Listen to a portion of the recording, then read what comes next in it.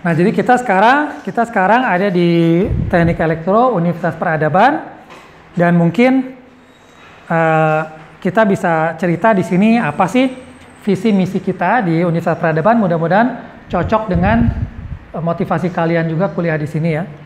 Jadi yang pertama secara umum kalau kita lihat tantangan buat teknik elektro atau lulusan teknik elektro atau insinyur teknik elektro. Yang pertama, kita sering baca berita bahwa Indonesia itu kekurangan insinyur, dan ini berita biasanya berulang-ulang. Kemarin kita sempat diskusi kenapa orang-orang merasa kekurangan insinyur ya. Pengalaman saya pribadi sebetulnya salah satu yang menyulitkan dari insinyur, kita sempat diskusi di apa itu engineering kan, bahwa insinyur itu memerlukan banyak praktek. Nah, ini sebetulnya yang membuat kenapa industri merasa kekurangan insinyur. Padahal kampus-kampus banyak meluluskan insinyur. Salah satu yang istilahnya itu bolong lah ya istilahnya ya, gap istilah bahasa Inggrisnya. Ngerti kan gap ya? Antara lulusan dengan kerja sebenarnya adalah pengalaman praktek magang. Makanya bagus kalau kita beberapa misalnya lagi SMA sempat magang, sempat kerja, dan kerja pun nggak mesti yang berhubungan banget ya. Kalau kalian punya kesempatan untuk magang, misalnya kerja sebagai apapun lah, sebagai bantuin yang toko bapaknya atau bantuin jualan di kios-kios gitu ya, itu membantu nanti kita punya pengalaman bagaimana berhadapan dengan orang, bagaimana, nah itu yang sebetulnya salah satu juga bisa mengisi gap. Tapi sebagai insinyur, kita di sini di Peradaban berusaha memanfaatkan istilahnya kearifan lokal, apa potensi lokal kita, sehingga kita bisa memanfaatkan itu untuk tadi membuat lulusan elektro yang punya pengalaman cukup. Nah, kalau kita lihat kelebihan kita, itu ini kampus kita ya, Universitas Peradaban, itu di sebelahnya ada Gardu Induk 150 kafe, punya PLN. Nah, kalau kita lihat kenapa ini bagus, ini adalah laboratorium di Universitas Delft di Belanda, salah satu yang terbaik di Eropa atau bahkan di dunia. Kita lihat peralatan listriknya. Ini orang mungkin tingginya hampir 2 meter, ini alat-alat ujinya. Kenapa? Karena listrik itu kan skalanya besar. Kalau kita bicara listrik, kita bicaranya ratusan megawatt, ratusan ribu volt. Jadi itu kan alat-alat yang besar kan. Nah, bayangkan kalau setiap kampus yang mempunyai jurusan teknik listrik mesti punya peralatan seperti ini. Belanda aja yang negara makmur, dan universitas ini berdiri dari tahun 1842, itu baru bisa mengakomodasi testing sebesar ini. Saya nggak yakin Indonesia ada yang bisa menanding ini dalam waktu cepat, karena ini butuh uang, investasi, dan pengalaman yang sangat banyak dan sangat panjang. Kalau di industri tempat saya kerja dulu, ini dibilangnya mini. Jadi laboratorium tempat dulu saya kerja itu, mungkin labnya itu dugaan saya ruangan ya, tingginya mungkin minimal 2 kali laboratorium ini, atau 2,5, tinggi banget, kelihatan 3 kali mungkin. Lebarnya mungkin 3 sampai 5 kali, punya luas sekali. Nah, bayangkan kalau kita juga mesti membuat itu sebagai praktek mahasiswa susah. Makanya ini yang menjadi kenapa mahasiswa teknik, terutama teknik elektro atau teknik listrik, itu ada gap dengan industri. Karena sulit mendatangkan alat praktek seperti ini ke kampus. Nah, kita beruntung, di sebelah kita ada gardu listrik yang 150 kafe. Artinya peralatannya peralatan besar yang mungkin kalau kita tidak punya kesempatan seperti ini, kita hanya bisa belajar dari buku atau dari foto. Dan belajar dari buku atau dari foto itu ada perbedaannya dengan kalau kita melihat langsung ke alatnya, ke lapangan. Makanya ini yang kita manfaatkan.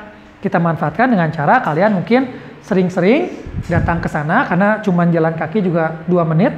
Tapi ya tentu saja dibantu kampus ya, supaya punya perjanjian yang baik dengan mereka. Kalian datang, nanti kita kasih tugas. Kalian datang misalnya 1 semester itu 10 sampai 15 kali. Kalian punya tugas, datang pertama menginterview apa tugas dari gardu ini. Kemudian setelah kalian interview selama sejam kunjungan, kalian datang lagi ke kampus, diskusi sama-sama. Jawaban dari tadi dengan pertanyaannya. Setelah diskusi, kemudian terakhir kalian mempersiapkan presentasi untuk menjelaskan. Nah, itu kalian akan mempunyai pemahaman yang lebih dalam. Mungkin awal-awal kunjungan lebih ke yang non-teknis. Apa tugasnya? Yang kedua mungkin bagaimana struktur organisasinya. Terus yang ketiga mungkin bagaimana masalah yang pertama tadi ya tentang tugasnya, yang kedua tentang struktur organisasi, yang ketiga baru masuk ke masalah teknis. Misalnya kalian minta diterangkan ada peralatan apa saja di sana. Kemudian kunjungan berikutnya salah satu peralatan itu diterangkan dengan lebih mendalam. Misalnya trafo seperti apa, gunanya apa, tiang seperti apa, gunanya apa. Nanti setelah semua alat diterangkan, terakhir mungkin tentang bagaimana kerja di sana, bagaimana pemeliharaannya, bagaimana faktor keamanan keselamatannya, safety-nya. Kemudian bagaimana interaksi dengan masyarakatnya. Jadi setelah ini kalian lengkap. Nah, itu akan menjadi praktikum atau praktek yang jauh lebih berharga dibanding kalau kita hanya dari buku atau dari gambar. Nah, itu yang akan menjadi modal kalian, bahwa kalian tidak cuma teori tapi juga punya pengalaman lapangan, sehingga harapannya ketika mulai kerja, pengalaman-pengalaman itu bisa membantu kalian memasuki dunia kerja. Nah, yang kedua, kita juga beruntung tidak jauh dari sini ada stasiun kereta api, meskipun itu kecil, tapi kelebihannya sepi. Artinya apa? Artinya banyak waktu kalian juga untuk datang ke sana, melakukan praktek yang sama. Jadi nanti dibantu kampus, kita bikin perjanjian, nanti kalian juga tugasnya sama. Pertanyaan kalian datang terus tanya, apa sih fungsi dari stasiun ini? Nanti mungkin dijelaskan, ini ada stasiun penghubung atau mungkin stasiun pengendali, saya nggak tahu. Kedua, belajar bagaimana strukturnya. Apakah lapornya ke Purwokerto, apakah ke Bandung, apakah ke Jakarta. Berapa struktur pegawainya seperti apa. Kemudian baru kalian peralatan apa di sini yang terkait dengan elektro. Misalnya sinyal-sinyal kereta apinya atau alat pengatur transportasi. Nah, itu kalian pelajari masing-masing. Baru terakhir bagaimana maintenance relnya, bagaimana hubungan dengan masyarakat, apa tantangannya stasiun kecil di Kota Bumiayu. Nah, selesai satu semester kalian punya pengalaman magang yang komplit dan kalian gak usah capek-capek, karena biasanya kan kalau kita kampusnya misalnya jauh dari tempat-tempat seperti ini, mungkin mesti sewa bis, pergi dulu berapa jam, yang ada capek di jalan, biaya kan. Nah, ini kan kalian tinggal datang ke sana, mungkin bisa naik andong bahkan ke kereta api kan, nggak mesti jauh. Ya banyak yang bisa dioptimalkan. Dan kita juga banyak sumber-sumber air yang mungkin kalian bisa bikin pembangkit listrik yang tenaga air yang kecil saja. Tujuannya bukan bikin untuk banyak, kasarnya 1-2 lampu nyala pun nggak apa-apa, tapi di situ kalian belajar bagaimana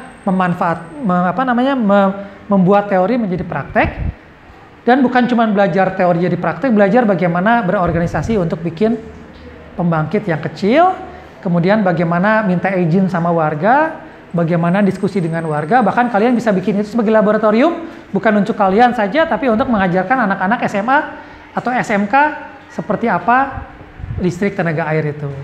Itu bisa dibuat dokumentasinya dan kalian juga belajar teori dan belajar mengajarkan ke orang. Karena percaya sama saya, kalau kalian bisa ngajarin sama anak SD, SMP, SMA, berarti kalian paham apa yang kalian omongin. Karena kalau anak mahasiswa gini kan diajarin kan mungkin udah pinter ya. Jadi nggak perlu bahasanya bener juga kalian ngerti gitu. Tapi kalau anak SD, SMP, kalau kalian bisa terangin sampai mereka ngerti, berarti kalian teranginnya benar. Makanya paling gampang itu dosen kampus. Karena mahasiswanya lebih mudah diajak ngomong. Coba guru SD itu susah karena nggak mengajarkan sesuatu dengan bahasa yang mereka pahami. Nah, ini misalnya contoh salah satu bentuk yang kita bisa buat. Dan bagaimana peluang kita? Yang pertama kita lihat bahwa di Indonesia proyek listrik banyak, sehingga kalau kalian bisa mendapatkan pengalaman magang di samping teori, itu juga menambah nilai tambah. Mudah-mudahan proyeknya jalan terus, banyak, dan lapangan kerja juga banyak. Kemudian juga proyek-proyek kereta, misalkan Jakarta-Bandung atau Jakarta-Surabaya atau kereta-kereta di dalam kota di di Jakarta ya, KRL, terus di beberapa pulau juga sekarang ada pembangunan kereta kan. Nah, kalau kalian punya pengalaman dengan stasiun yang mungkin kecil di Bumiayu, tapi sebetulnya kan sistem kerjanya nggak beda jauh. Nah, itu yang bisa kalian gunakan untuk kemudian menjadi modal ketika bekerja di tempat yang lebih besar. Karena kita nggak bisa kan sekali langkah langsung banyak kan. kita mesti sedikit-sedikit. Nah, yang sedikitnya itu kita manfaatkan. Itulah yang kita akan manfaatkan di peradaban. Kemudian juga menghadapi bahwa energi baru terbarukan itu semakin berkembang, kita juga bisa manfaatkan. Misalkan ini masih dalam diskusi, tapi sekarang harga panel surya ini kan juga semakin murah. Jadi kalau kita punya satu set saja, itu dengan biaya satu panel hanya beberapa juta rupiah sudah dapat. Jadi kita nggak usah yang luas-luas, kecil saja, tapi itu di sana praktikum kita kan. Kita pasang di depan aula lah, atau di depan masjid, atau di depan ruangan situ, tapi kalian ukur dari 1 meter ini berapa sih produksi listriknya. Toh sama aja kan, mau 1 meter persegi, mau 100 meter persegi, prinsip kerjanya sama, yang beda jumlahnya. Nah, kalian belajar dari yang kecil dulu. Nah, itu kita manfaatkan. Kemudian berikutnya juga motor listrik, mobil listrik, ini juga kecenderungan yang mulai marak. Ini foto tentang motor-motor listrik yang ada di kantor PLN di Jakarta. Dan dari sini kita bisa mempersiapkan bagaimana antisipasi kita. Jadi meskipun tujuan fokus kita misalnya hanya di teknik tenaga listrik, tapi kalau kita lihat tidak melulu itu kan. Begitu kita kemarin bicara tentang smart grid, masalah telekomunikasi dan internet, kita mesti tahu. Kita bicara motor listrik, kita juga mesti paham sedikit tentang otomotif. Saya ini yang pernah pengalaman otomotif ya kemarin ya? Yang SMK-nya otomotif. Nah kan kita ada beberapa. Jadi itu juga kesempatan untuk kita bisa fokus ya. Nah, strategi peradaban gimana? Ini yang mungkin bagus untuk kalian ketahui. Kita punya 5 strategi visi misi. Jadi yang pertama, kita fokus pengetahuan dasar tentang elektro umum. Kenapa elektro umum? Karena itu tadi, fundamental atau pelajaran utama itu nggak banyak berubah-ubah. Jadi kalian tetap mesti belajar mengerti rangkaian listrik, mengerti teori medan elektromagnetik, mengerti tentang dasar-dasar instrumentasi listrik, mengerti tentang dasar-dasar telekomunikasi, mengerti tentang dasar-dasar elektronika. Itu kalian masih perlu tahu semua dasarnya. Karena itu tidak akan banyak berubah, dan itu yang membuat kalian memahami nanti teori-teori yang lebih lanjut. Nah, yang kedua, strategi kita setelah kalian mempunyai pengetahuan dasar yang mantap, yang umum, kita akan fokus di pengetahuan khusus. Dan pengetahuan khusus ini kita akan fokus lebih ke arah teknik tenaga listrik, karena memang kearifan lokal kita banyak di sana. Tapi tidak melulu teknik tenaga listrik yang tadi, yang cuma listrik. Kenapa? Karena tadi kan masalah smart grid, ada internetnya, ada telkomnya. Masalah transportasi, kereta, ada otomasinya. Nah, dari situ kalian hanya memanfaatkan apa yang kekuatan kita, tapi tetap belajar yang lain. Jadi jangan melulu belajar nanti cuman voltage dengan current atau volt dengan ampere, tapi mempelajari juga komputer. Cuman kita bungkus dalam fokus teknik tenaga listrik karena memang kesempatannya ada di situ. Kalau kalian sudah mengerti cara kerja listrik untuk gardu dan untuk suplai kereta api, mungkin kalian nanti bisa mengembangkannya. Oke, dengan telekomunikasi juga dia butuh suplai kan, BTS butuh suplai listrik seperti apa. Tapi kalian mesti paham cara kerja BTS seperti apa.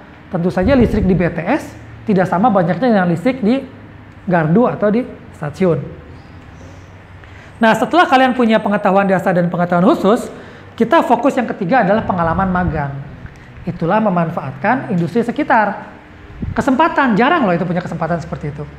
Nah, itu yang kita manfaatkan dengan cara yang tadi kan, kunjungan sambil diberi tugas yang kalian mesti memahami selama 1 semester atau 1 tahun, nggak perlu buru-buru juga, sehingga kalian punya pengetahuan magang yang baik. Di situ kalian punya pengalaman, berinteraksi dengan dunia nyata, dengan orang, dan dengan orang-orang yang kerja di sana. Fokus kita yang keempat adalah kerja sama tim. Karena kita seperti kuliah di 2 hari yang lalu kan, kerja sama tim itu sangat penting. Kalau kalian nanti bikin produk misalnya mobil, percuma bannya sempurna kalau mesinnya nggak jalan. Percuma mesinnya jalan kalau nggak ada bannya. Jadi kerja sama tim sangat penting, dan ini menurut pengalaman saya yang Indonesia perlu perbaiki lah. Kita perlu tidak sendiri-sendiri, kita perlu tim. Makanya kalian akan banyak diberi tugas kerja sama tim. Contohnya apa? Waktu magang tadi bukan 10 kali kunjungan seorang datang sendiri, sehingga setiap kunjungan kalian datang sama-sama, interview sama-sama, diskusi sama-sama, nanti presentasi buatnya sama-sama, tapi yang presentasinya nanti per kelompok. Jadi kunjungan pertama kelompok 1 2 orang, kunjungan kedua kelompok 2, kelompok 3 2 orang 2 orang. Tapi semua aktivitasnya bareng-bareng. Supaya menekankan dan membangun kerja sama tim. Baru yang kelima, komunikasi. Kenapa kalian misalnya ya, kenapa kalian dalam kunjungan itu menginterview, itu bagian komunikasi kan? Belajar bertanya. Yang kedua, diskusi. Itu belajar berdiskusi dengan baik dan jangan baper. Karena ini masalah teknis kan. Kalau misalnya trafonya ada 10, yang satu bilang 11, yang satu bilang 9, ya ternyata kalau yang benar 9, yang 10 jangan sakit hati, emang trafonya cuma 9 gitu kan. Jadi kita fokus ke masalah itu. Kemudian juga pada saat membuat presentasi, kalian belajar bagaimana mengeluarkan pikiran dalam bentuk tulisan, dalam bentuk slide, dan komunikasi bagaimana mempresentasikannya. Nah, 1, 2, 3, 4, 5 ini yang kita harapkan jadi keunikan di Universitas Peradaban, terutama di tekniknya atau teknik elektro. Nah, lebih jauh lagi, kalau kalian di tahun ke-1, 2, ke-3 sudah mantap dengan 5 misi ini, nanti kita tahun ke-4 mungkin mulai meluaskan dengan pendekatan multidisiplin. Kebetulan di kampus kita memang punya fakultas yang mempelajari tentang kebijakan, tentang sosial, bisnis, dan teknologi. Di situ kalian mulai belajar. Kemarin kita sempat cerita kan, kalian bikin project misalkan sifatnya menerangkan tentang listrik yang aman ke warga-warga sekitar kampus. Secara teknologi kalian mesti mengerti listriknya seperti apa, standar keamanannya seperti apa, peraturan rumus-rumus fisikanya seperti apa.